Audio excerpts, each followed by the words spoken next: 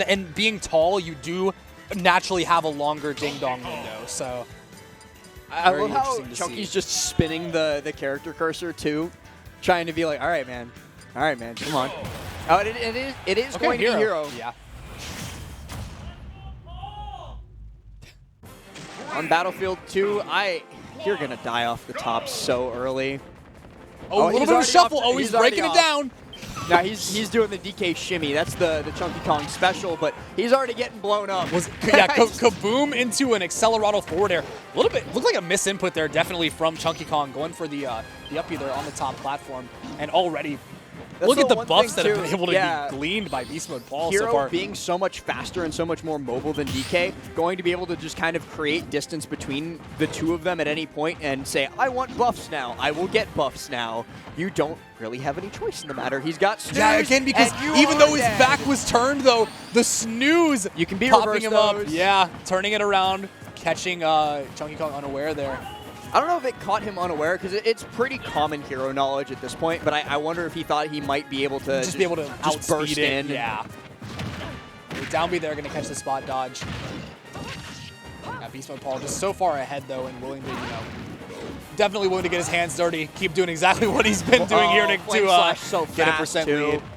Gets off into the jab, has to get off ledge because of the bang, and now, yeah, he's feeling the spells. He knows what he's about. Oh my goodness. Carry onto the down B, very impressive there from BeastModePaul.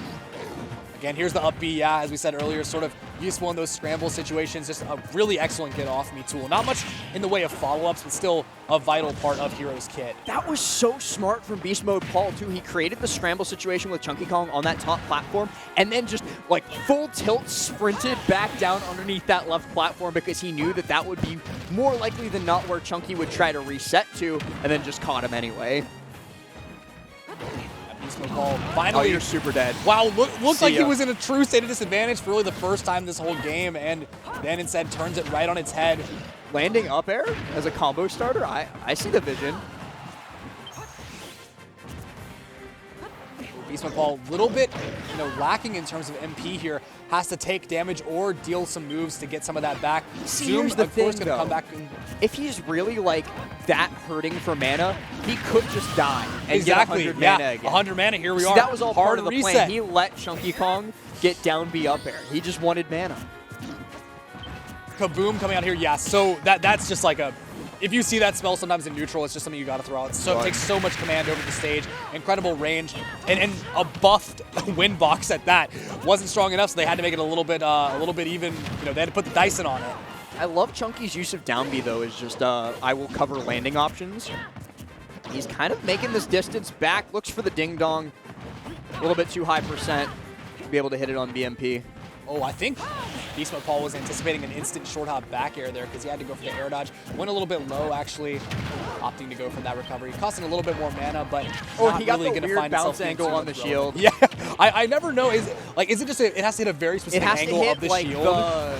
It's like where DK's head is in the shield. It's like that upper 45-degree angle, and then it'll bounce. But it always feels like RNG, and then it very rarely matters. Yeah, I guess it actually could have mattered there because Kaboom detonated above his head. So if he jumped out of shield into the Kaboom, it could have mattered. But more often than not, the shield bounce is just an aesthetic thing. Yeah, but psych up forward air going to do it there for BeastModePaul. Taking the first game, I'm starting to wonder maybe the Wario would have actually been the pick here after all, because with the way that BeastModePaul has been playing around the menu, these spells that have been on offer have just been something that I feel like Wario's air drift is almost required to deal with. See, the thing too, though, is that Chunky wasn't really playing all that aerially. He wasn't using his landing nairs. He wasn't going for approaching back air. He wasn't even going for retreating back air. He was more often than not getting most of his mileage off of grounded down B, which is weird to see. Because Donkey Kong Bear, the thing is it's one of the best moves in the game when it comes to stuffing out opponents who want to approach you.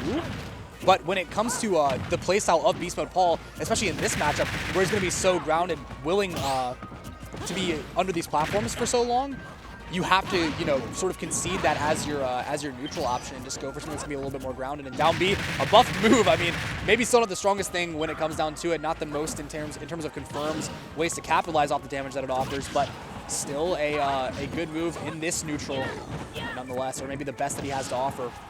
Maybe good's not the right word for. I would never call it good. Yeah. Kaboom, using that Dyson win box that you mentioned earlier, just pulling Chunky straight in, and despite the deficit that BMP found himself off early, not really going to matter too much after he gets his hands on Chunky. Big up airs here, yeah, wow. The Accelerado up airs are actually, like, that's a thing. That's real. Yeah, it 3 there, and it even looked like there was the capability for more. No. Oh, a thwack landing at around 40-something%. Not going to be, RNG for The odds now are never on ChunkyKong's side. I will say, like, it doesn't matter. The odds are always 50-50. They're lying to you. It either kills or it doesn't. It is technically a 50-50 chance of dying or not dying. It either kills or it doesn't. Chunky got lucky. He won the 50-50. Oh, see, there it is. There's the back air. Yeah, again, being used to stuff out sort of those approaching jumps. Short hop, be it short hop or full hop, that, I mean, is one of the best-in-class moves for that specific purpose. The only thing is that purpose is not so relevant in this matchup because ChunkyKong, or rather BeastModePaul, is rarely going to be jumping in, putting himself in the range of vulnerability to that back air. Instead, we're just going to see the moneymaker so far. That down B just keeps coming out in a big way here. Getting damage where he needs to. Yep, keeping BeastModePaul in disadvantage. Able to get Accelerate up, though, is a big sticking point for Chunky, because how the hell does a normal character chase down Accelerate Hero, let alone DK? But when he does finally get your hands on you, it's going to be with that giant punch. Yeah, BeastModePaul definitely anticipating a grab there off of that weak nair. Quite a common play as well from DK players. When they're landing, they like to go for that weak hit nair into either a dash attack or a grab, both of which probably would have been avoided by that spot dodge. But ChunkyKong having the presence of mind there to recognize BeastModePaul's frame of thought, waiting for that air dodge and letting it rip there with the neutral B. Gonna send him deeper off stage again, gives him a little bit of time to farm the menu. This time, though, Chunky doesn't make the same mistake twice, and BeastModePaul probably will not be going for that again. Oh, Kaboom covering so many options there, both forcing Chunky to get off the ledge and then punishing the option that he did choose. Oh, that's going to be a buff. Accelerado up airs. 56. Oh, that's it. With oomph as well. This is what a hero stock. Oh my god, that would have been insane had that landed. The meatball. Accelerado plus oomph is such a dangerous combination that, like, 4 up airs and a bear did 100%. Yeah, that was unbelievable. Oh, Trump. Regrab from, he even read the roll, just did not have quite the spacing. Who? Oh, the back air that we saw earlier, BeastModePaul was afraid of. Didn't air dodge that time, though. But again, the spacing from ChunkyKong just does not seem to be on point here. No, BeastModePaul drifted so far out on that recovery, too, so Chunky couldn't connect with the bear. He zooms on stage, so he regains center, catches both of them jumping with fair. Now Chunky's the one on the ledge, and he gets up into the Kaswoosh. He has to find a way back on. BMP goes so deep for that. Zoom. Oh, not much in the way of mana, but a zoom here, thankfully, for BeastModePaul. Is ChunkyKong going to be able to stay in this winner side of the bracket? This is his tournament stock in winner side right now. It's going to matter if he's able to pull through against BeastModePaul here in game 2. I cannot believe that not only did he fall out of the F tilt. No. Wow. It's all over. Kafriz. Kafriz. Wow. What a final stock of that set, and congratulations to BeastModePaul. Absolute composure there. The deep sigh of great relief after that finally finished, too, because he was throwing out kill options left and right, was so low on mana, too, that he had to play with the normals for so long, just trying to let it build back up.